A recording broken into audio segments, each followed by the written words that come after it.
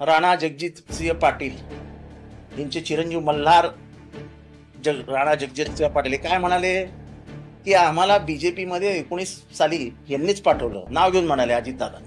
मोदींवर विचार करून विश्वास ठेवून अजितदादांच्या सहमतीने 2019 मध्ये आम्ही राष्ट्रवादी काँग्रेस सोडून भारतीय जनता पक्षामध्ये प्रवेश केला आणि मी हे अतिशय जबाबदारीने सांगतो, त्यांनी आम्हाला आधी पाठवलं आणि परत भाजप बरोबर ते आले. म्हणजे त्या दिवसापासून यांच्या मनात होतं की हा पक्ष फोडायचा. अनेक जण ज्यांनी बीजेपीची उमेदवारी घेतली 2019 साली त्यांना मागणं यांचाच पाठिंबा होता.